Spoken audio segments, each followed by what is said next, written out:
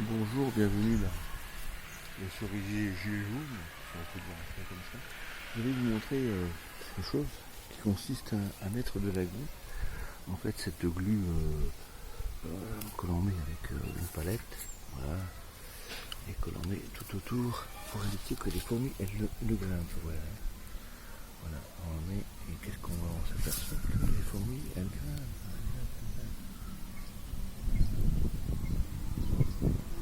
Là, elles sont montées. Alors, on en met généralement à la base avant que les cerises ne deviennent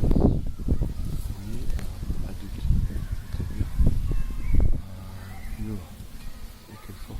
Là, je me suis un peu tard. Alors, il existe toujours une solution alternative, c'est de mettre du scotch autour, comme je viens, avec du blanc, et de remettre de la glu dessus. Et là, on a effectivement un système qui va permettre de freiner au moins leur arrivée. Là, on a mis un rouleau de scotch en plastique. Va leur permettre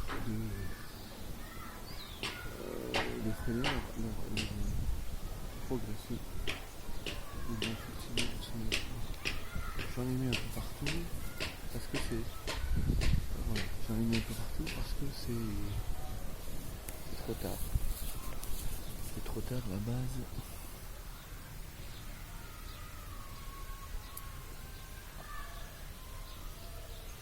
Tout autour, il faut en mettre au printemps dès que le cerisier est en fleur. Parce qu'après, ça risque d'être un petit peu tard.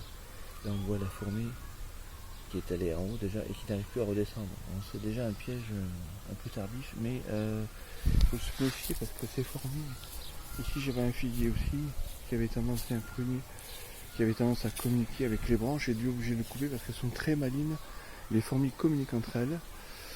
Elles arrivent à passer par un autre lieu, peut-être par un toit ou par un autre arbre. Donc il faut faire très attention de bien les couper, spécifiquement de bien évaluer votre entourage et n'oubliez pas de mettre en fait surtout en bas. Et alors, en dernier recours, si vous ne pouvez pas, alors vous le mettez à haut sur des gros trous. Comme ça, le fait d'arriver ou de pouvoir redescendre, ça coupe le circuit de communication parce que les araignées, les fourmis sont très communicatives, elles sont très intelligentes. Il faut voir que bon, après ce qu'elles font, c'est qu'elles font en haut effectivement des pucerons, un élevage de protéines pour eux. Et donc voilà, c'était juste un petit conseil de petit jardinier biologique.